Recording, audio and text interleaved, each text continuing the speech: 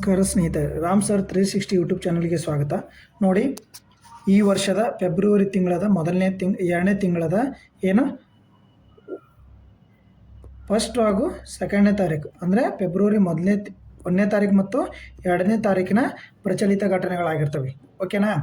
ನೋಡಿ, ಎಲ್ಲರೂ ಬಜೆಟ್ ಬಗ್ಗೆ ವಿಡಿಯೋ ಮಾಡಿ ಅಂತಿದ್ದಾರೆ. ಬಜೆಟ್ ಬಗ್ಗೆ ನಾಳೆ ಎಷ್ಟು ಅಂದರೆ 3ನೇ ತಾರೀಕು ಲೈವ್ ಇರುತ್ತೆ. ಎಷ್ಟು 11 ಗಂಟೆಗೆ ಲೈವ್ ಇರುತ್ತೆ. ಓಕೆ, ಲೈವ್ಗೆ ಅಟೆಂಡ್ ಮಾಡಿ. ಓಕೆ ನೋಡಿ, ಹಾಗಾದರೆ ಇದೇನು ಫೆಬ್ರವರಿ 1 ಮತ್ತು 2ರ ಪ್ರಚಲಿತ ಘಟನೆಗಳು ಯಾವುವು?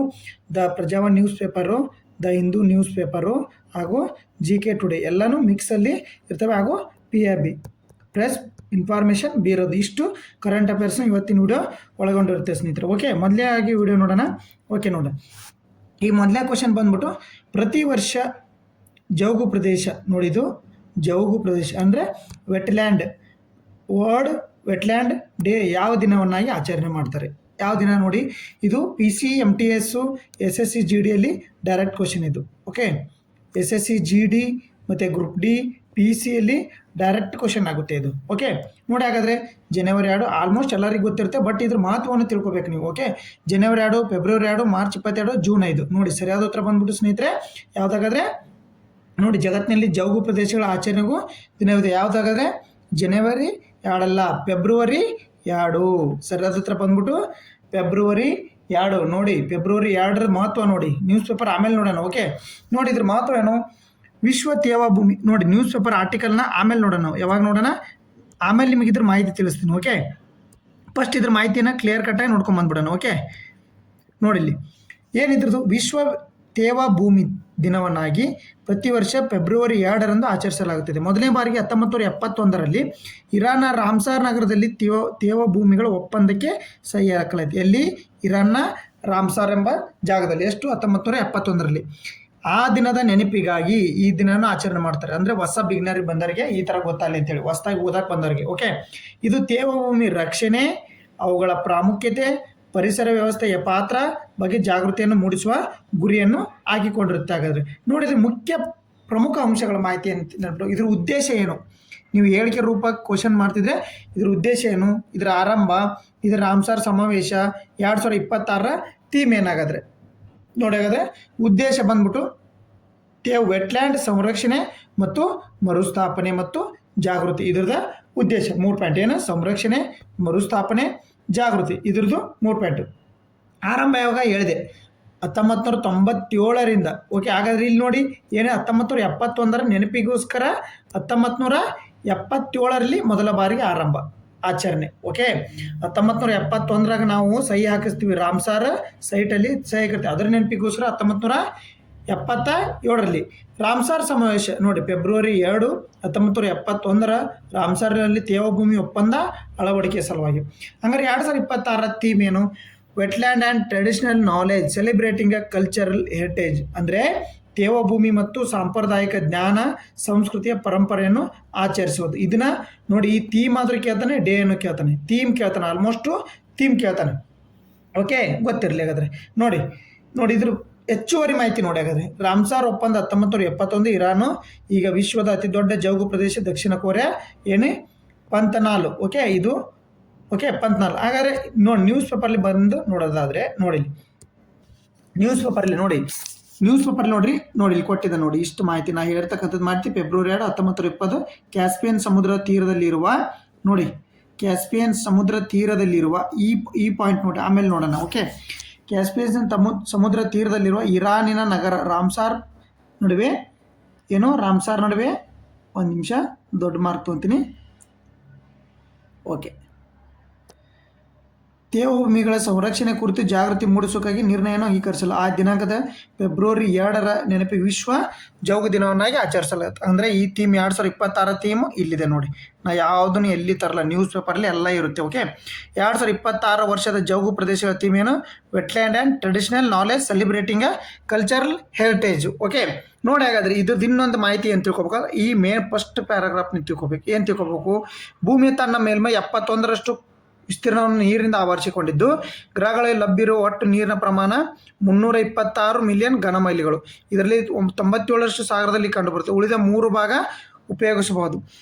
ಇದರಲ್ಲಿ 2.50% ಶುದ್ಧ ನೀರು ಹಿಮ ನದಿಗಳು ಧ್ರುವ ನದಿಯಲ್ಲಿ ಮಂಜುಗಡ್ಡೆ ರೂಪದಲ್ಲಿ ವಾತಾವರಣ ಮಣ್ಣಿನೊಳಗೆ ಸೇರಿಕೊಂಡಿದ್ದು ಭೂಮಿ ಮೇಲ್ಮೈಗಿಂತ ಹೆಚ್ಚು ಅಂತರದಲ್ಲಿ ಇರುವುದರಿಂದ ಕಡಿಮೆ ಖರ್ಚಿನಲ್ಲಿ ಉಪಯೋಗಕ್ಕೆ ಬರುವ ಹಾಗೆ ಮಾರ್ಪಡಿಸಲಾಗುತ್ತದೆ.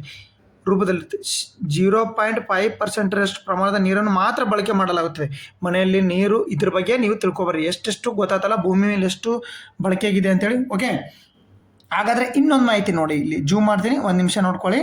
ನೋಡಿ, ಇಲ್ಲಿ ನಾವು ಏನು ತಿಳ್ಕೊಬೇಕಂದ್ರೆ ಕರ್ನಾಟಕದ ಜೌಗ ಪ್ರದೇಶಗಳನ್ನು ತಿಳ್ಕೊಬೇಕು. ಓಕೆ, ನೋಡಿ ಹಾಗಾದರೆ ಕರ್ನಾಟಕದ ಬಗ್ಗೆ ಬರೋಣ ನಾವು. ಓಕೆ, ಕರ್ನಾಟಕದ ಜೌಗು ಪ್ರದೇಶಗಳು 2022ರವರೆಗೆ ರಾಮ್ಸರ್ ಪಟ್ಟಿಯಲ್ಲಿ ಇರಲಿಲ್ಲ. 2022 ಆಗಸ್ಟರಂದು ಮೊದಲ ಬಾರಿಗೆ ಮಂಡ್ಯ ಜಿಲ್ಲೆಯ ಶ್ರೀರಂಗಪಟ್ಟಣ ತಾಲೂಕಿನ ರಂಗನತಿಟ್ಟು ಪಕ್ಷಿಧಾಮ ರಾಮ್ಸರ್ ಪಟ್ಟಿಗೆ ಸೇರ್ಪಡೆಗೊಂಡಿತು. ಮೊದಲೇದು. ಓಕೆ, ರಂಗನತಿಟ್ಟು ಪಕ್ಷಿಧಾಮ. ಓಕೆ, ನೋಡಿ, ಇದು ನ್ಯೂಸ್ ಪೇಪರ್ ಆರ್ಟಿಕಲ್ ಬಂದಿರತಕ್ಕಂಥದ್ದು. ಎಷ್ಟು ಮಾಹಿತಿ ನೀವು ನೀಟಾಗಿ ಓದಬೇಕು. ಓಕೆ, ನೋಡಿ, ಕರ್ನಾಟಕದ ಗದಗ ಜಿಲ್ಲೆ ಶಿರಹಟ್ಟಿ ತಾಲೂಕಿನ ಮಾಗಡಿ ಕೆರೆ, ಉತ್ತರ ಕರ್ನಾಟಕದ ಕುಮಟಾದಲ್ಲಿರುವ ಪಶ್ಚಿಮಾಭಿಮುಖವಾಗಿ ಹರಿಯುವ ಅಘನಾಶಿ ನದಿ ಸಮುದ್ರದ ಸೇರುವ ಸೃಷ್ಟಿಯಾಗಿರುವ ಅಳಿವೆ ಬಗ್ಗೆ ಹಿಂದಿನ ಜನವರಿ 30 ಕರೆಂಟ್ ಅಫೇರ್ಸಲ್ಲಿ ಹೇಳಿದ್ದೀನಿ ನಿಮಗೆ. ಓಕೆ, ಹಾಗೂ ವಿಜಯನಗರದ ಜಿಲ್ಲೆಯ ಅಗ್ರಿಬೊಮ್ಮನಹಳ್ಳಿಯಲ್ಲಿ ಅಕ್ಕ ಸಮುದ್ರ, ರಂಗನತಿಟ್ಟು ಪಕ್ಷಿಧಾಮ ಇವುಗಳು ಕರ್ನಾಟಕ ಜೌಗು ಪ್ರದೇಶ ಸೇರಿದ ರಾಮ್ಸರ್ ಪಟ್ಟಿಗಳು. ಹಾಗಾದರೆ ಈಗ ಎಷ್ಟಿದ್ದಾವೆ ಕರ್ನಾಟಕದಲ್ಲಿ? 4 ಇದ್ದಾವೆ. ಹಾಗಾದರೆ ಹೊಸದಾಗಿ ಸೇರ್ಪಡೆಯಾಗಿದ್ದು ಎಷ್ಟು? 96 ಇದ್ದವು. ಓಕೆ, ಈಗ ನಮ್ಮದು ಎಷ್ಟು ಇದನ್ನು ಕೊಟ್ಟಿರ್ತಕ್ಕಂಥದ್ದು? ಕರ್ನಾಟಕದಲ್ಲಿ 4 ಇದ್ದು. ಹೊಸದಾಗಿ ಈಗ ನೋಡಿ 94, 96, 4 ಅಂತಿತ್ತು. ಓಕೆ, ಈಗ ಹೊಸದಾಗಿ 2 ಭಾರತದಲ್ಲಿ ರಾಮ್ಸರ್ ಪಟ್ಟಿಗೆ ಸೇರ್ಪಡೆ ಆಗೈತೆ. ಓಕೆ, ಒಂದು ರಾಜಸ್ಥಾನದೊಳಗಡೆ, ಇನ್ನೊಂದು ಯಾವುದು ಕಮೆಂಟ್ ಮೂಲಕ ನೀವು ತಿಳಿಸಿ. ಹಿಂದಿ ವಿಡಿಯೋದೆಲ್ಲ ಕ್ಲಿಯರ್ ಕಟ್ಟಾಗಿ ಹೇಳಿದ್ದೀನಿ. ನಾನು ಕ್ಲಿಯರ್ ಆಗಿ ನಿಮಗೆ ಮಾಹಿತಿ ಸಿಗಲಿಲ್ಲ ಅಂದರೆ ಹಿಂದಿ ವಿಡಿಯೋ ನೋಡ್ಕೊಂಬರಿ. ಇದ್ರ ಬಗ್ಗೆ ಜೌಗು ಪ್ರದೇಶದಾಗಿ ಒಂದು ವಿಡಿಯೋ ಮಾಡಿದ್ದೀನಿ, ಜನವರಿ 30 ಕರೆಂಟ್ ಅಫೇರ್ಸಲ್ಲಿದೆ, ಹೋಗಿ ನೀಟಾಗಿ ನೋಡ್ಕೊಂಬನ್ನಿ. ಓಕೆ, ಹಾಗಾದ್ರೆ ನೋಡಿ, ನಿಯಮಿತವಾಗಿ ಬೀಳದ ಮಳೆ ಮತ್ತು ಅಂತರ್ಜಲವನ್ನು ಅತಿಯಾಗಿ ಹೊರತೆಗೆಯೋದ್ರಿಂದ ನೀರಿನ ಮಾಲಿನ್ಯ, ಅತಿಕ್ರಮ, ನೀರಿನ ಏರಿಳಿತ, ಕ್ಷಾಮ ಇದರ ಕಾರಣದಿಂದ ಜೌಗು ಪ್ರದೇಶಗಳು ಹಲವು ಸವಾಲುಗಳನ್ನು ಎದುರಿಸುತ್ತಿದೆ. ಇದಕ್ಕೋಸ್ಕರ ಇದನ್ನು ಏನು ಮಾಡ್ಬೇಕು? ನಾವು ಸಂರಕ್ಷಣೆ ಮಾಡಬೇಕಾಗಿ. ಸಂರಕ್ಷಣೆ, ಜಾಗೃತಿ ಮೂಡಿಸೋದು, ಮರುಸ್ಥಾಪನೆ, ಇದ್ರದ್ದು 3 ಆದ್ಯತೆಗಳ ಪಾಯಿಂಟು. ಓಕೆ, ಇದರ ಗುರಿ ಇದು.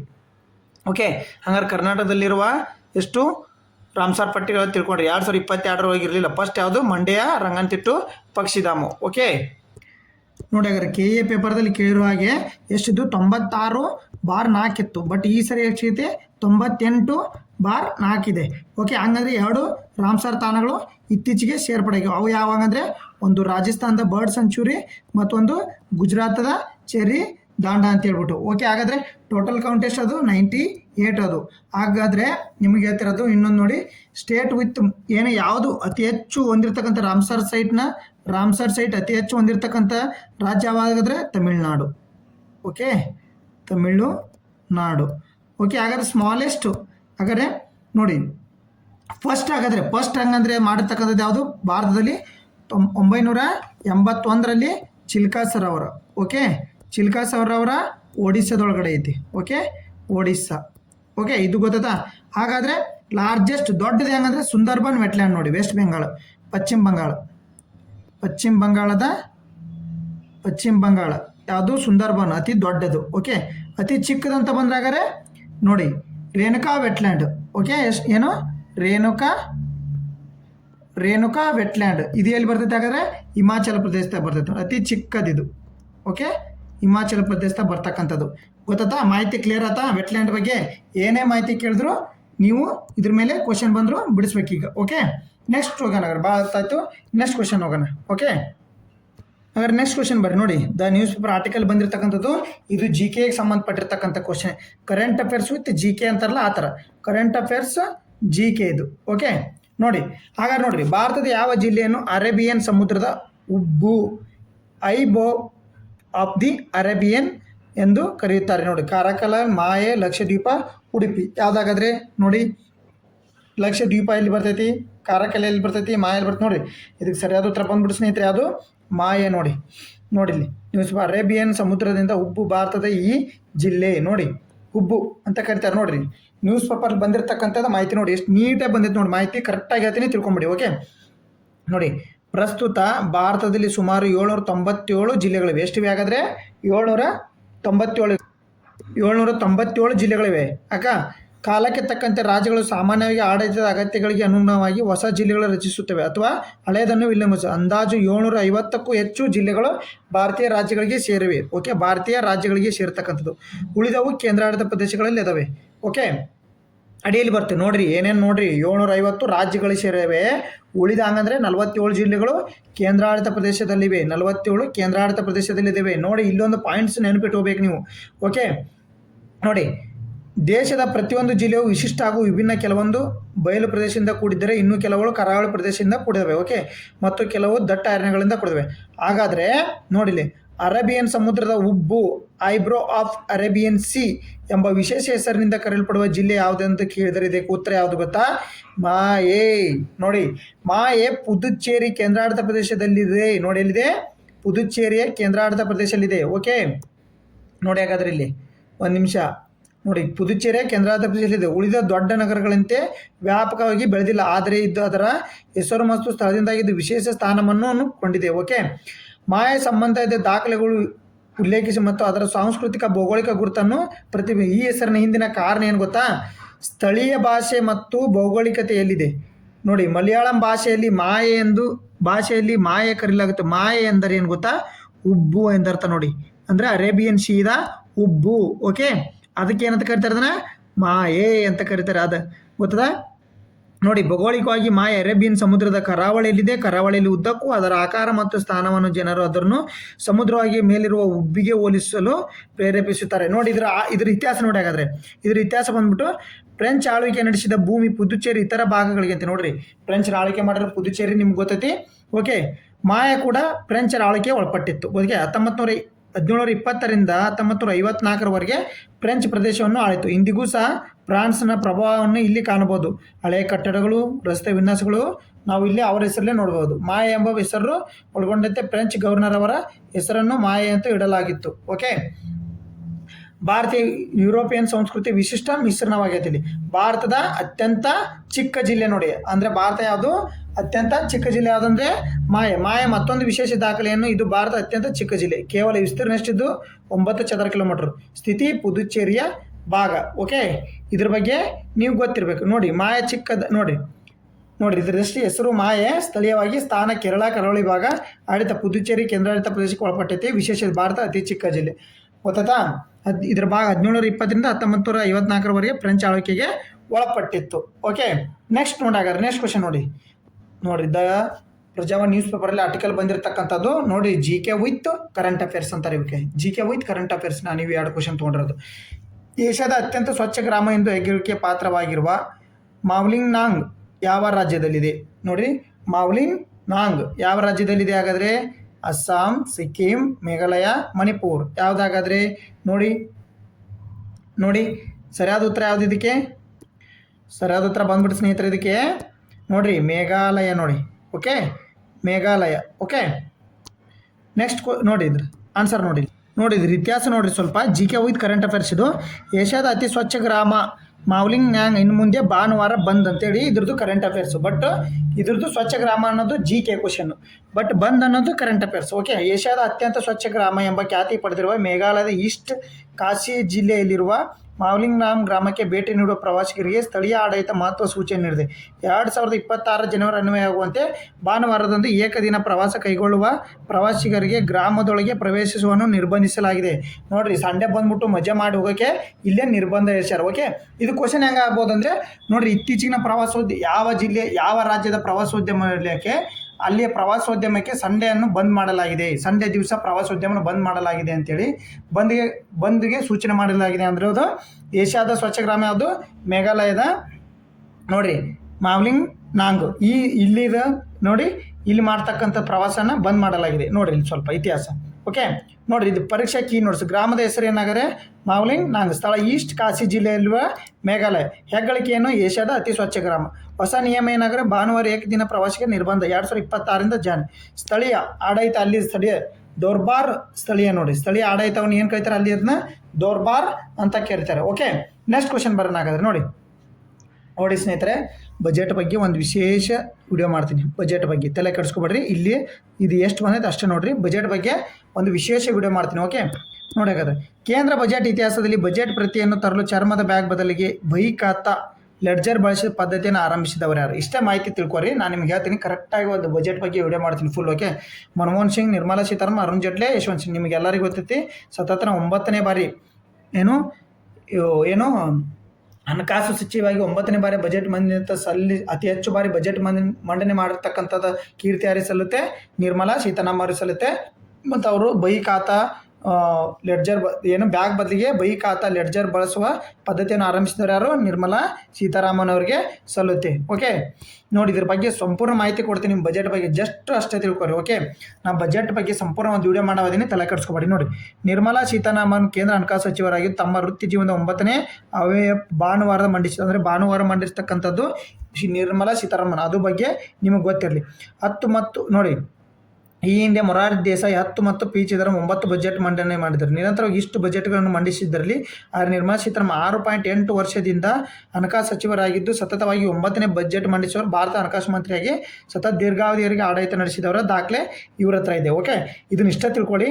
ನಾನು ನಿಮಗೆ ಇದ್ರ ಬಜೆಟ್ ಬಗ್ಗೆ ಬೇಗ ಒಂದು ಲೈವ್ ವಿಡಿಯೋ ಮಾಡ್ತೀನಿ, ಅದರಲ್ಲಿ ಸಂಪೂರ್ಣ ಮಾಹಿತಿ ತಿಳಿಸ್ತೀನಿ. ಓಕೆ, ನೋಡ್ರಿ ಹಾಗಾದ್ರೆ ಮುಳ್ಳಿನ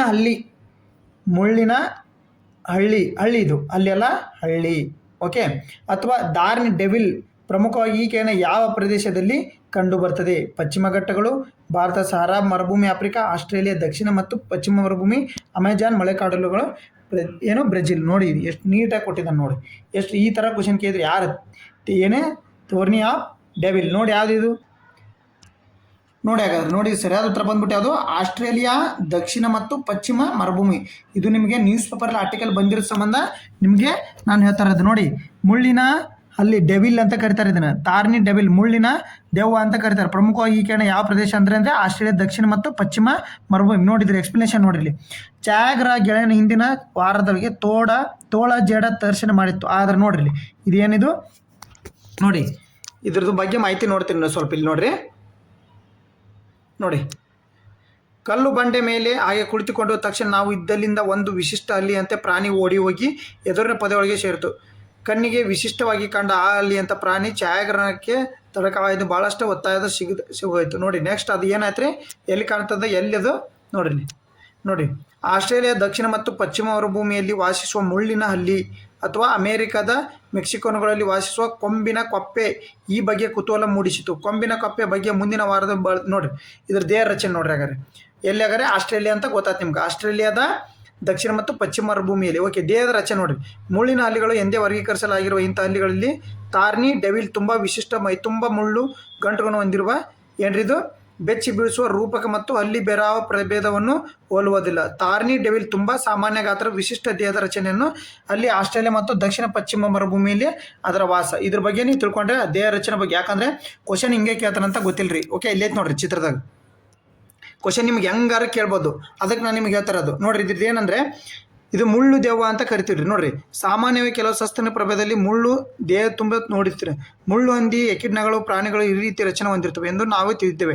ಆದರೆ ಕೆಲವು ಪ್ರಭೇದಗಳಲ್ಲಿ ಸಹ ಇಂಥ ಮುಳ್ಳು ತುಂಬಿರುವ ದೇಹ ರಕ್ಷಾ ಕವಚವನ್ನು ನೋಡಿರ್ತಕ್ಕಂಥ ಅದೇ ಮುಳ್ಳು ಅಲ್ಲಿ. ಓಕೆ, ತಾರ್ನ್ ಡೆವಿಲ್ ಅಂತ ನಾವು ಕರಿತೀವಿ ರೀ. ಓಕೆ, ಹಾಗಾದ್ರೆ ಇನ್ನೂ ಸ್ವಲ್ಪ ಮಾಹಿತಿ ನೋಡ್ರಿ. ಈ ಪ್ಯಾರಾಗ್ರಾಫಿಗೆ ಬರ್ರಿ.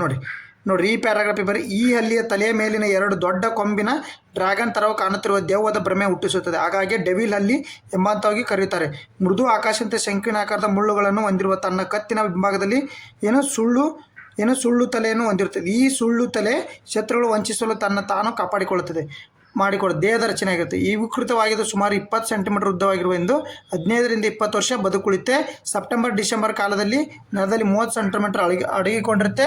ತಾರ್ನಿ ತನ್ನ ತಲೆ ಅಲ್ಲಾಡಿಸುವುದು, ಕಾಲುಗಳನ್ನು ಬಿಸಿಯನ್ನನ್ನು ಆಕರ್ಷಿಸುವುದು ಇದರದ ಏನ್ರಿ ರೀಸನ್ ಆಗಿರ್ತೀರಿ. ಓಕೆ, ಹಾಗಾದ್ರೆ ನೋಡ್ರಿ 3 ರಿಂದ 10 ಮೊಟ್ಟೆಗಳನ್ನು ಇಡುವ 3-4 ತಿಂಗಳ ಮೊಟ್ಟೆ ಒಡೆದು ಮರಿಗಳಾಗುತ್ತವೆ. ಇದ್ರದ್ದು ಹ್ಯಾಬಿಟೆಂಟು. ಓಕೆ, ನೆಕ್ಸ್ಟ್ ಕ್ವಶನ್ ನೋಡೋಣ. ಹಾಗಾದ್ರೆ ಇದು ಇಂಪಾರ್ಟೆಂಟ್ ಕ್ವಶನ್, ಇದು ಫಿಕ್ಸ್ ಕ್ವಶನ್. SSC MTS ಅದಕ್ಕೆಲ್ಲ ಫಿಕ್ಸ್ ಕ್ವಶನ್ ಇದು.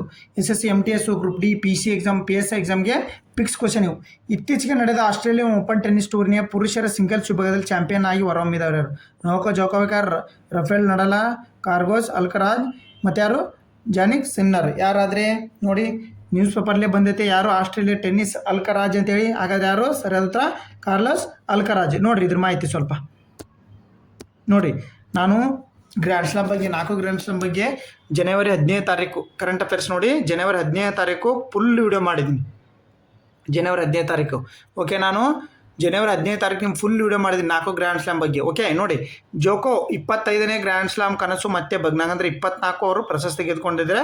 25ನೇದು ಅವರಿಗೆ ಕಿರೀಟ ಗೆಲ್ಲಲು 9 ಗ್ರ್ಯಾಂಡ್ ಸ್ಲಾಮ್ ಮಾಡಿದರು. ಜೋಕೋವಿಕ್ಗೆಲ್ಲ ಯಶಸ್ಸು. ಓಕೆ, ಅವರು ಇತ್ತೀಚೆಗೆ ಫೈನಲ್ ಬಂದು ಸೋಲ್ತಾ ಇದ್ದಾರೆ. ಅದು ಗೊತ್ತಾ ನೋಡಿರಿ. ಫೈನಲಲ್ಲಿ ಅಲ್ಕರಾಜ್ಗೆ 3-1 ಜಯ. 11ನೇ ಬಾರಿ ಆಸ್ಟ್ರೇಲಿಯಾ ಫೈನಲ್ ಆಡಿ ಮೊದಲನೇ ಬಾರಿ ಸೋತ ದಿಗ್ಗಜ ಜೋಕೋ. ಓಕೆ, ಅಲ್ಕರಾಜ್ ಗೆಲ್ತಾ ಇದ್ದಾರೆ. ನೋಡಿರಿ ಎಲ್ಲಿ ನಡೀತಿದ್ದು, ಮೆಲ್ಬೋರ್ನಿಂದ ನಡೀತೆ. ಹಂಗಾರೆ ಇವು ಅಲ್ಕರಾಜ್ ಯಾರಾಗಾದ್ರೆ ಸರ್ಬಿಯಾ ದೇಶದವ್ರು ನೋಡಿ. ಇದನ್ನ ಮೊದಲು ಇಂಪಾರ್ಟೆಂಟು. ಸರ್ಬಿಯಾ ದೇಶದ ಜಿಗ್ಗದ ಟೆನ್ನಿಸ್ ನೋಕೋವಾ ಜೋಕೋವಿಕ್ ಅವರು 25 ವರ್ಷ ಗ್ರ್ಯಾಂಡ್ ಸ್ಲಾಮ್ ಪ್ರಶಸ್ತಿಯನ್ನು ನೋಡ್ರಿ ಸರ್ಬಿಯಾ ದೇಶದವರು ಯಾರು, ನೋಕೋವಾ ಜೋಕೋವಿಕ್. ಓಕೆ, ಗ್ರ್ಯಾಂಡ್ ಸ್ಲಾಮ್ ಪ್ರಶಸ್ತಿ ಕನಸು ಮತ್ತೆ ಭಗ್ನಗೊಂಡಿದ್ದು ಭಾನುವಾರ Australian open grand slam tennis ಟೂರ್ನಿಯ ಫೈನಲ್ 38 ವರ್ಷ ಜೋಕೋವಿಕ್ಗೆ 22 ವರ್ಷದ ಸೂಪರ್ ಸ್ಟಾರ್ ಕಾರ್ಲೋಸ್ ಅಲ್ಕರಾಜ್ ಅವರು ಸೋಲಿಸಿ ಇದರೊಂದಿಗೆ ಚೊಚ್ಚಲ ಆಸ್ಟ್ರೇಲಿಯಾ ಓಪನ್ ಚಾಂಪಿಯನ್ ಆದ ಅಲ್ಕರಾಜ್. ಓಕೆ, ಚೊಚ್ಚಲ champion Alcaraz career grand slam ಪೂರ್ಣಗೊಳಿಸಿದರು. ಅಂದರೆ ಕೆರಿಯರ್ ಗ್ರ್ಯಾಂಡ್ ಸ್ಲಾಮ್ ಅಂದರೆ ಏನು ಗೊತ್ತಾ ನೋಡ್ರಿ. ಇಲ್ಲಿ ಕೆರಿಯರ್ ಗ್ರ್ಯಾಂಡ್ ಸ್ಲಾಮ್ ಬಗ್ಗೆ ತಿಳ್ಕೊರಿ. ಇದು ಕ್ವಶನ್ ಆಗ್ಬೋದು. ಯಾಕಂದರೆ ನೋಡಿ, ಕೆರಿಯರ್ ಗ್ರ್ಯಾಂಡ್ ಸ್ಲಾಮ್ ಅಂದರೆ ಈ ವಿಶಿಷ್ಟವಾದ ರೀತಿಯ ಏನು ಸಾಧನೆ. ನೋಡ್ರಿ, ಗ್ರ್ಯಾಂಡ್ ಸ್ಲಾಮ್ ಟೂರ್ನಿಗಳು 4 ಇವೆ. ಓಕೆ, 4 ಇವೆ ಗೊತ್ತೈತೆ ನಿಮಗೆ. ಆಸ್ಟ್ರೇಲಿಯಾ, ಫ್ರೆಂಚ್, ವಿಂಬಲ್ಡನ್ ಹಾಗೂ US ಓಪನ್. ನೋಡಿ, ಈ ಎಲ್ಲ ಟೂರ್ನಿಗಳಲ್ಲೂ ಕನಿಷ್ಠ ಒಮ್ಮೆ ಚಾಂಪಿಯನ್ ಆದರೆ ಅದನ್ನು ಕೆರಿಯರ್ ಗ್ರ್ಯಾಂಡ್ ಸ್ಲಾಮ್ ಎಂದು ತಾರೆ. ಈಗಾಗಲೇ ತಲಾ 2 ಬಾರಿ ವಿಂಬಲ್ಡನ್, US, ಫ್ರೆಂಚ್ ಓಪನ್ ಗೆದ್ದಿದ್ದ ಅಲ್ಕರಾಜ್ ಆಸ್ಟ್ರೇಲಿಯಾ ಕಿರೀಟವನ್ನು ಗೆಲ್ಲುವ ಮೂಲಕ ಕೆರಿಯರ್ ಗ್ರ್ಯಾಂಡ್ ಸ್ಲಾಮನ್ನು ಪೂರ್ಣಗೊಳಿಸಿದ್ದಾರೆ. ಅವರು ಈ ಸಾಧನೆ ಮಾಡಿದ ಅತಿಯ ಕಿರಿಯ ಟೆನ್ನಿಸ್ಗಾರ ನೋಡಿ.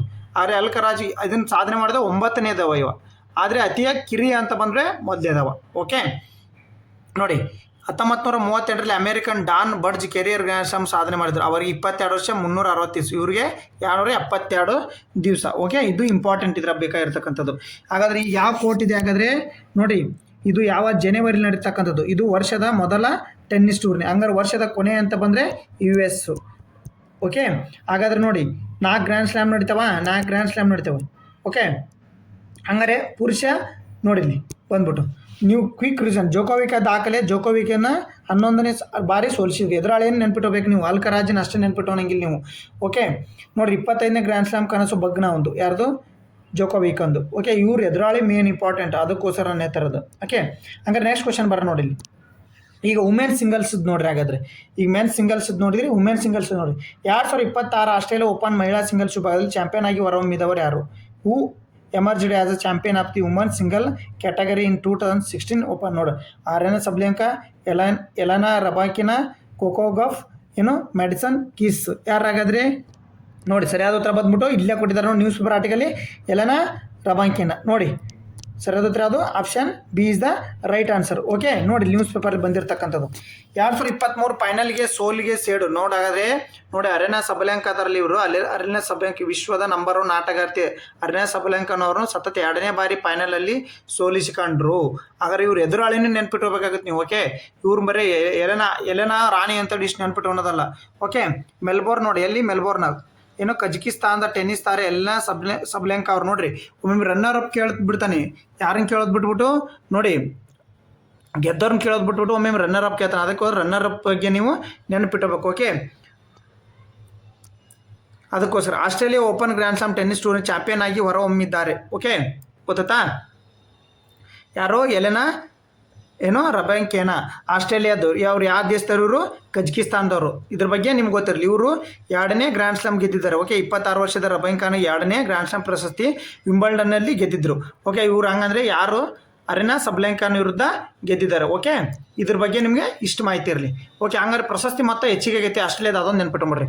26.50 ಕೋಟಿ ಪ್ರಶಸ್ತಿ ಮೊತ್ತ. ರನ್ನರ್ಗೆ 13.73 ಕೋಟಿ. ಇದನ್ನು ಸ್ವಲ್ಪ ನೆನ್ಪಿಟ್ಕೊಡ್ರಿ. ಏನು ಪ್ರಶಸ್ತಿ ಮೊತ್ತ ನೆನ್ಪಿಟ್ರು, ಒಮ್ಮೆ ಪ್ರಶಸ್ತಿ ಮೊತ್ತ ಅಂತ ಕೇಳ್ತಾರೆ. ಓಕೆ, ನೆಕ್ಸ್ಟ್ ಬರ್ನಾಗ ನೋಡ್ರಿ ಪರೀಕ್ಷೆ ಮಾಹಿತಿ ನೋಡ್ರಿ. ಅವಧಿ ನೋಡ್ರಿ, ಪಂದ್ಯದ ಅವಧಿ ಫೈನಲ್ ಪಂದ್ಯದ 2 ಗಂಟೆ 18 ನಿಮಿಷ ಕಾಲ ನಡೀತು. ಪ್ರತಿಕಾರ 2023 ಆಸ್ಟ್ರೇಲಿಯಾದ ಓಪನ್ ಫೈನಲಲ್ಲಿ ರಬಾಕಿನಾ ಅವರ ಸಬಲೆಂಕಾನ ವಿರುದ್ಧ ಸೋತಿದ್ದು. ಈಗ ಅದೇ ಎದುರಾಳಿ ಸೋಲಿಗೆ ಅವರು ಕಾರಣ ಗೆದ್ದಿದ್ದಾರೆ. ಸಬಲೆಂಕಾ ಅವರ ಇತ್ತೀಚಿನ ಪ್ರದರ್ಶನ. ಸಬಲೆಂಕಾ ಅವರು ಕಳೆದ 1 ವರ್ಷದಲ್ಲಿ ಒಟ್ಟು 3 ಗ್ರ್ಯಾಂಡ್ ಸ್ಲಾಮ್ ಫೈನಲ್ಗಳಲ್ಲಿ ಸೋಲನುಭವಿಸಿದ್ದರು. ಓಕೆ, ಎಕ್ಸಾಮ್ ಕೀ ಪಾಯಿಂಟ್ಸ್ ಇವು ಅಷ್ಟೇ ನೋಡಿ. ಹಂಗಾರೆ ನೆಕ್ಸ್ಟ್ ಬರ್ರಿ. ಇತ್ತೀಚೆಗೆ ಕರ್ನಾಟಕ ಚಲನಚಿತ್ರ ವಾಣಿಜ್ಯ ಮಂಡಳಿಯ ಕರ್ನಾಟಕ ಚಲನಚಿತ್ರ ವಾಣಿಜ್ಯ ಮಂಡಳಿ ನೂತನ ಅಧ್ಯಕ್ಷರಾಗಿ ಯಾರು ಆಯ್ಕೆಗೊಂಡಿದ್ದಾರೆ ನೋಡ್ರಿ. ನ್ಯೂಸ್ ಪೇಪರ್, ಇವು ಎಲ್ಲ ನ್ಯೂಸ್ ಪೇಪರ್. ನೀವು KE ಎಕ್ಸಾಮ್ ಓದಕತ್ತೀರಿ ಅಂದ್ರೆ ನೀಟಾಗಿ ಓದ್ಕೋಬೇಕು. ಯಾರು? ಸಾರಾ ಗೋವಿಂದ್, ಜಯಮಾಲಾ, ಸುಂದರರಾಜನ್, ಶಿವರಾಜ್ ಕುಮಾರ್. ಯಾರಾಗಾದ್ರೆ ನೋಡಿ, ಎಲ್ಲಿ ಕೊಟ್ಟಾರ? ಇಲ್ಲೇ ಕೊಟ್ಟಾರಲ್ಲ, ಜಯಮಾಲಾ ಆಯ್ಕೆ ಅಂತೇಳಿ ನೋಡಿ. ಯಾಕೆ ಸರಿಯಾದ ಉತ್ತರ ಯಾವುದು? Option B is the right answer. ನೋಡಿ, ಫಸ್ಟ್ ಈ ನ್ಯೂಸ್ ಪೇಪರ್, ಆಮೇಲೆ ನೋಡೋಣ. ಇಲ್ಲಿ ನೋಡ್ರಿ ಇದ್ರ ಬಗ್ಗೆ ಮಾಹಿತಿ.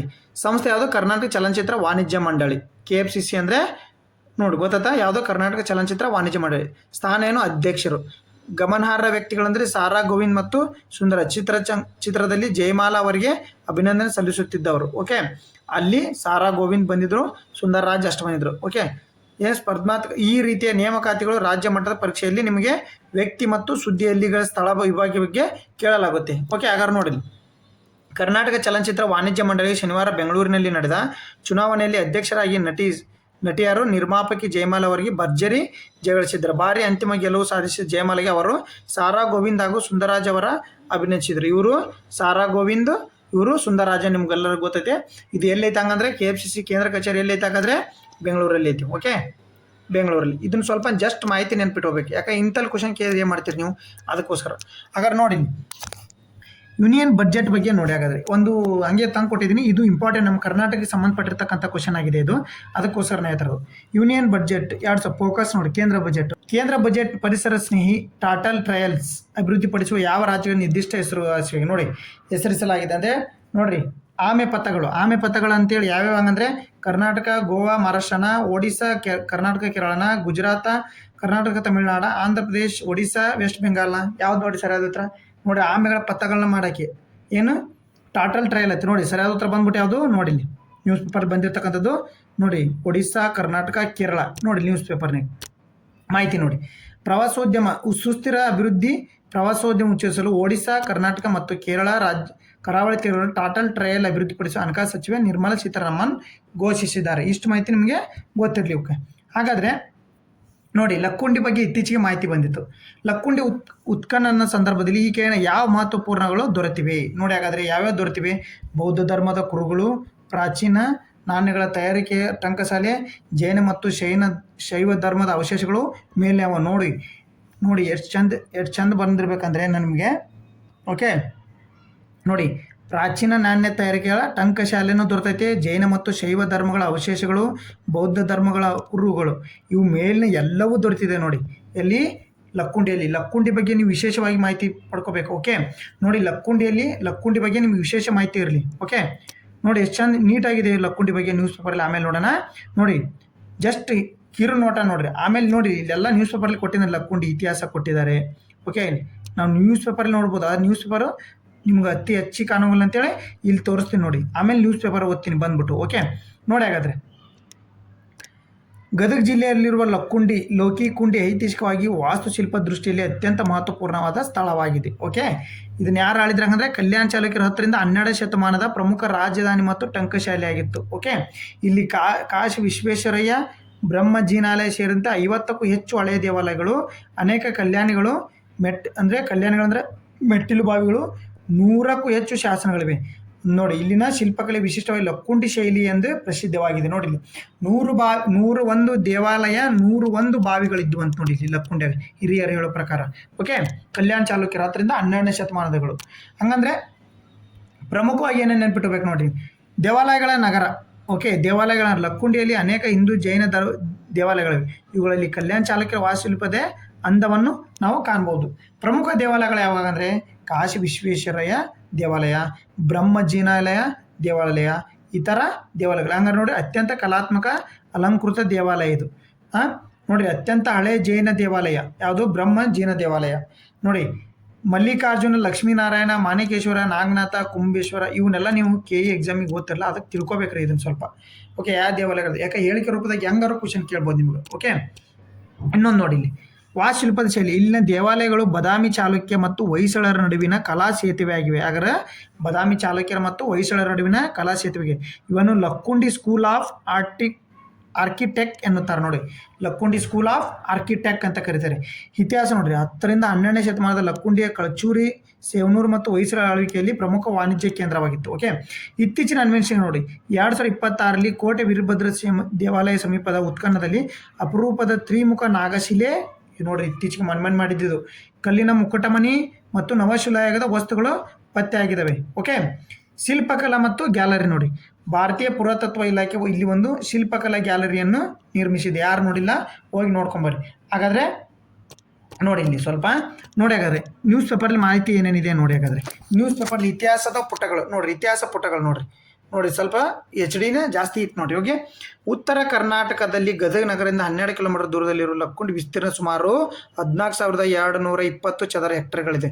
ಶಾತವಾಹನರು ರಾಷ್ಟ್ರಕೂಟರು ಕೇಲಕಾಲ ಆಳಿದ್ದು, ಅಂತಿಮವಾಗಿ ಕಲ್ಯಾಣ ಚಾಲುಕ್ಯರು 3 ಶತಮಾನಗಳ ಆಳ್ವಿಕೆಯ ದೀರ್ಘ ಅವಧಿಯಲ್ಲಿ ಅವರ ಕಾಲದಲ್ಲಿ ಲಕ್ಕುಂಡಿ ಪ್ರಸಿದ್ಧವಾಯಿತು. ಇಲ್ಲಿನ ಪ್ರಾಚೀನ ಇತಿಹಾಸದ ಕಾಲ ಮಧ್ಯಯುಗೀನ ಕಾಲದ ಆಳಾದ ಜನವಸತಿ ನಿವೇಶನವಿದೆ ನೋಡ್ರಿ, ಅದು ಮಧ್ಯಯುಗೀನ ಕಾಲ. ಓಕೆ, ಇಲ್ಲಿ ಮೊದಲ ಉತ್ಖನನ ಯಾವಾಗ ನಡೀತಿ? 2003 ಮತ್ತು 2004ರಲ್ಲಿ ನಡೆದ ಉತ್ಖನನದಿಂದ ಈ ಭಾಗದ ಮೊದಲ ಮನುಷ್ಯ ನೂತನ ತಾಮ್ರಶಿಲಾ ಸಂಸ್ಕೃತಿಗೆ ಕಾಲಘಟ್ಟ ಹಳ್ಳಿ ಜೀವನ ನಡೆದಿತ್ತು ಪತ್ತೆಯಾಯಿತು. ಕಲ್ಯಾಣ ಚಾಲುಕ್ಯರ ಆಡಳಿತದಲ್ಲಿ ಪ್ರಮುಖ ಕೇಂದ್ರವಾದ ಊರಿನ ಆಡಳಿತ ತನ್ನದೇ ಆದ ವಿಶಿಷ್ಟತೆಯಿಂದ ಕೂಡಿತು. ಅನ್ನಿಗೇರಿ ಇದರ ರಾಜಧಾನಿ ಆಗಿದೆ. ಯಾವುದು? ಅನ್ನಿಗೇರಿ ನೋಡಿ, ಇದು ಉಪ ರಾಜಧಾನಿ ಎನಿಸ್ಕೊಂಡಿತ್ತು ನೋಡ್ರಿ. ಲಕ್ಕುಂಡಿ ಇತಿಹಾಸ. ಓಕೆ, ಲಕ್ಕುಂಡಿ ಇತಿಹಾಸ ನೋಡ್ಕೋಬೇಕು ನೀವು. ಮತ್ತೇನು ನೋಡೋಣ, ಇಷ್ಟು ಇತಿಹಾಸ ತಿಳ್ಕೊರಿ. ನಾನು ಆಲ್ರೆಡಿ ಎಲ್ಲ ಹೇಳಿದ್ದೀನಿ. ಓಕೆ, ಲಕ್ಕುಂಡಿ ಇತಿಹಾಸ ಬಗ್ಗೆ ಇಷ್ಟು ಮಾಹಿತಿ ಇರಲಿ ನಿಮಗೆ. ಈ ಪ್ಯಾರಾಗ್ರಾಫ್ ನಾ ಇಷ್ಟೊತ್ತನ ಹೇಳಿದ್ದು ಮತ್ತು ಈ ಮಾಹಿತಿನ ನೀವು ಮಾಹಿತಿ ತಿಳ್ಕೊರಿ ನೋಡಿ. ಇತಿಹಾಸ ಹೊಸ ಒಳಪು ಅಂತ ನಾನು ಆಲ್ರೆಡಿ ನಿಮಗೆಲ್ಲ ಹೇಳಿದ್ದೀನಿ, 4 ಹೇಳಿದ್ದೀನಿ. ಓಕೆ, ಇದ್ರ ಬಗ್ಗೆ ನೆಕ್ಸ್ಟ್ ಹೋಗೋಣ. ಹಂಗಾರೆ ನೋಡಿ, ಕೆಳಗಿನ ಯಾವ ಕೃತಿಗೆ BN ಗಣೇಶ ದತ್ತಿ ಪ್ರಶಸ್ತಿ ಭಾಜನವಾಗಿದೆ ನೋಡಿ. BN ಗಣೇಶ್ ಅವರು ಯಾವ ಕೃತಿಗೆ ದತ್ತಿ ಪ್ರಶಸ್ತಿಗೆ ಭಾಜನರಾಗಿದ್ದಾರೆ? ಹಾಗಾದರೆ ಆರಾಧ್ಯ ಪುಣ್ಯಸ್ತತ್ತ, ಗಂಡಸರನ್ನು ಕೊಲ್ಲಿರಿ, ನೆನಪನ ಪಯಣ, ಬೆಳಗಿನ ಅನಾವರಣ ನೋಡಿ. ಇಲ್ಲಿ ನ್ಯೂಸ್ ಪೇಪರ್ಲಿ ಬಂದೈತೆ. ಗಂಡಸನ್ನು ಕೊಲ್ಲಿರಿ ಸೇರಿದಂತೆ ಹಲವು ಕೃತಿಗೆ ಕರ್ನಾಟಕ ಸಾಹಿತ್ಯ ಪರಿಷತ್ ದತ್ತಿ ಪ್ರಶಸ್ತಿ ನೀಡುತ್ತೆ. ಅವ್ರಿಗೆ ಯಾರಿಗೆ? ಗಂಡಸರನ್ನು ಕೊಲ್ಲಿರಿ, BN ಗಣೇಶ್. ಓಕೆ ನೋಡಿರಿ, ನ್ಯೂಸ್ ಪೇಪರ್ಲಿ ಬಂದಿರತಕ್ಕಂಥದ್ದು 54 ಪ್ರಕಾರದ ದತ್ತಿ ಪ್ರಶಸ್ತಿಗಳ 58 ಪ್ರಶಸ್ತಿಗಳ ಪುರಸ್ಕಾರ ಘೋಷಣೆ. ಹಂಗಾದರೆ ಎಷ್ಟು ಪ್ರಕಾರದಲ್ಲಿ ದತ್ತಿ ಪ್ರಶಸ್ತಿಯನ್ನು ನೀಡ್ತಾರಾಗಾರೆ ಇದನ್ನು ನೆನ್ಪಿಟ್ಕೋರಿ. ಎಷ್ಟು ಪ್ರಕಾರದಲ್ಲಿ? 54 ಪ್ರಕಾರಗಳಲ್ಲಿ. ದತ್ತಿಗಳು ಪ್ರಶಸ್ತಿಗಳೆಷ್ಟು? 58. ಇವನ್ನ ನೆನ್ಪಿಟ್ಕೊಡ್ರಿ. 2024 ಜನವರಿಯಲ್ಲಿ 54 ಪ್ರಕಾರದ 58 ಪ್ರಶಸ್ತಿಗಳು ಕನ್ನಡ ಸಾಹಿತ್ಯ ಪರಿಷತ್ ಆಯ್ಕೆ ಮಾಡಿದ್ದು. ಈ ಪೈಕಿ ಇವಂದು ಇಂಪಾರ್ಟೆಂಟ್. ಇವೆಲ್ಲ ಇದು ಬೇಜಾನಿದಾವೆ, ಇವೆಲ್ಲ ಬೇಡ, ಇಂಪಾರ್ಟೆಂಟ್ ತೊಗೊಂಡಿರೋದು ನಾನು. Okay, important ತೊಗೊಂಡಿರ್ತಕ್ಕಂಥದ್ದು. ಓಕೆ, ಹಾಗಾದ್ರೆ ಯಾರ್ಯಾರು ನಿಂತಾರೆ? ಆಯ್ಕೆ ಪ್ರಕ್ರಿಯೆ 2024 ಜನವರಿಯಿಂದ ಡಿಸೆಂಬರ್ವರೆಗೆ ಪ್ರಕಟವಾದ ಕೃತಿಗಳನ್ನು ಇಲ್ಲಿ ಪರಿಗಣಿಸಲಾಗಿದೆ. ಓಕೆ, ವಿಶೇಷತೆಯನ್ನು ವಸುದೇವ ಭೂಪಾಲಂ ದತ್ತಿ ಪ್ರಶಸ್ತಿಗೆ 4 ಪುಸ್ತಕಗಳು ಆಯ್ಕೆಯಾಗಿರುವ ಒಂದು ಗಮನಾರ್ಹ ಅಂಶ. ಓಕೆ ನೋಡ್ರಿ, ಪ್ರಶಸ್ತಿನ ಪರಿಷತ್ತಿನ ಪಾತ್ರ ನೋಡಿ. ಕನ್ನಡ ಸಾಹಿತ್ಯ ಅಭಿವೃದ್ಧಿಗಾಗಿ ದತ್ತಿ ಪ್ರಶಸ್ತಿಗಳನ್ನು ನೀಡುವ ಮೂಲಕ ಕೆಲವು ಲೇಖಕರು ಪ್ರೋತ್ಸಾಹಿಸೋದು ಕನ್ನಡ ಸಾಹಿತ್ಯ ಪರಿಷತ್ತಿನ ಮುಖ್ಯ ಉದ್ದೇಶ. ಇಷ್ಟೇ ಮಾಹಿತಿ ತಿಳ್ಕೋರಿ ಇದ್ರ ಬಗ್ಗೆ. ಓಕೆ, ಹಾಗಾದರೆ ನೋಡಿ ಇನ್ನೊಂದು ಮಾಹಿತಿ. ಕರ್ನಾಟಕದಲ್ಲಿ ಅಂಗಾಂಗ ದಾನ ಪ್ರಕ್ರಿಯೆಯನ್ನು ಉತ್ತೇಜಿಸಲು ಮತ್ತು ಸಮನ್ವಯಗೊಳಿಸಲು ಕಾರ್ಯನಿರ್ವಹಿಸುತ್ತಿರುವ ಸರ್ಕಾರಿ ಸಂಸ್ಥೆ ಯಾವುದಾದರೆ?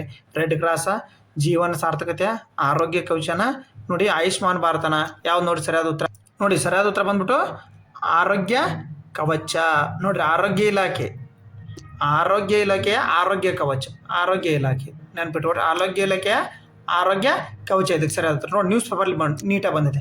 ಅಂಗಾಂಗ ದಾನದಲ್ಲಿ ರಾಜ್ಯಕ್ಕೆ 3ನೇ ಸ್ಥಾನ. ಓಕೆ ನೋಡಿರಿ, 2020ರಲ್ಲಿ 198, 2024ರಲ್ಲಿ 168 ಮಂದಿಗೆ ಅಂಗಾಂಗ ದಾನ ಬಳಕೆಯಲ್ಲಿ, ಅದೇ ರೀತಿ ಅಂಗಾಂಗ ಬಳಕೆಯಲ್ಲಿ ಕರ್ನಾಟಕ ದ್ವಿತೀಯ ಸ್ಥಾನದಲ್ಲಿದೆ. 2023ರಲ್ಲಿ 178, 469 ಅಂಗಾಂಗಗಳು. 2024ರಲ್ಲಿ ದ್ವಿತೀಯ ಸ್ಥಾನ ಇದ್ದಿದ್ದು ಈಗ ಎಷ್ಟು ಬಂದೈತಿ? 2025-26ನೇ ಸಾಲಿನಲ್ಲಿ 3ನೇ ಸ್ಥಾನ ಪಡ್ಕೊಂಡೈತೆ. ಓಕೆ ನೋಡಿ, ಯಾವ ಇದಕ್ಕೆ ಹೆಚ್ಚು ಹಾಗಾದರೆ ನೋಡಿರಿ, ಕಿಡ್ನಿಗೆ ಬೇಡಿಕೆ ಹೆಚ್ಚು. ನಮ್ಮ ರಾಜ್ಯದಲ್ಲಿ ಎಷ್ಟು? ಕಿಡ್ನಿಗೆ ಬೇಡಿಕೆ ಹೆಚ್ಚು. ಕಿಡ್ನಿಗೆ ಅತಿ ಹೆಚ್ಚು ಬೇಡಿಕೆ ಇದ್ದು 2025 ಅಂತೇಳಿ ರಾಜ್ಯದಲ್ಲಿ 4800 ಮಂದಿ ಕಿಡ್ನಿಗಾಗಿ ಹೆಸರು ನೋಂದಾಯಿಸಿಕೊಂಡಿದೆ. ಈ ಪೈಕಿ 300 ಮಂದಿಗೆ ಮಾತ್ರ ಕಿಡ್ನಿ ದೊರೆತಿದೆ ನೋಡಿ. ಹಾಗಾದರೆ ನೋಡಿ, ಮೊದಲ ರಾಜ್ಯ ಯಾವುದಾಗಾದ್ರೆ ತಮಿಳುನಾಡು ಅಂಗಾಂಗ ದಾನದಲ್ಲಿ, 2ನೇ ತೆಲಂಗಾಣ, ಕರ್ನಾಟಕ 3ನೇದು, 4 ಮಹಾರಾಷ್ಟ್ರ, 5 ಗುಜರಾತ್. ಓಕೆ, ತಿಳಿತ ಮಾಹಿತಿ ಕ್ಲಿಯರ್ ಆಯಿತಾ ನೋಡಿ. ಹಾಗಾದ್ರೆ ನೀವು ಇದನ್ನು ಕಮೆಂಟ್ ಮೂಲಕ ಆನ್ಸರ್ ಮಾಡಬೇಕು ನನಗೆ. ನಾನು ಡೈಲಿ 6:30ಗೆ ಲೈವ್ ಕ್ಲಾಸ್ ಇರುತ್ತೆ ರೀ. 6:30ಗೆ ಸೈನ್ಸ್ ಚಾಪ್ಟರ್ ವೈಸು ಗೌರ್ಮೆಂಟ್ ಬುಕ್ಕಲ್ಲಿ ಲೈವ್ ಕ್ಲಾಸ್ ಮಾಡ್ತಾ ಇದ್ದೀನಿ. ಅಲ್ಲಿ ಕ್ವಶನ್ ಇದೆ, ಆ ವಿಡಿಯೋ ನೋಡ್ಬಿಟ್ಟು ನೀವು ಹೇಳಬೇಕು. ಕಪ್ಪೆಗಳಲ್ಲಿ ರೂಪಾಂತರ ಪ್ರಕ್ರಿಯೆ ಈ ಕೆಳಗಿನ ಯಾವ ಹಾರ್ಮೋನಿಂದ ನಿಯಂತ್ರಿಸಲ್ಪಡುತ್ತದೆ? ಇನ್ಸುಲಿನ್, ಥೈರಾಕ್ಸಿನ್, ಅಡ್ರಿಲಿನ್, ಇಸ್ಟ್ರೋಜನ್ ನೋಡಿ. ಇದಕ್ಕೆ ಯಾವ್ದು ಮೂಲಕ ಕಮೆಂಟ್ ಮೂಲಕ ತಿಳಿಸಿ ನೋಡಿ. ಸೈನ್ಸ್ ಕ್ಲಾಸ್ ಇದೆ ಇವತ್ತು 6:30ಕ್ಕೆ. ಯಾರು ನೋಡಿಲ್ಲ ಡೈಲಿ 6:30ಕ್ಕೆ ಲೈವ್ ಇರುತ್ತೆ, ಬಂದ್ಬಿಟ್ಟು ನೋಡಿ. ಯಾವುದೋ DSRC NCERT ಆಧಾರಿತ ಯಾರನ್ನು ಬಂದಿಲ್ಲ 6:30ಕ್ಕೆ ಬಂದು ನೀವು ಲೈವ್ ಕ್ಲಾಸ್ನ ಅಟೆಂಡ್ ಆಗಿ 6:30 ಡೈಲಿ MCQ ಮತ್ತು ಪಾಠದ ಮೇಲೆ MCQ ಇರುತ್ತೆ ಮತ್ತು PY ಪ್ರಿವಿಯಸ್ ಇಯರ್ ಕ್ವಶನ್ ಪೇಪರ್ನೂ ಇರುತ್ತೆ. ಓಕೆ, ಧನ್ಯವಾದಗಳು.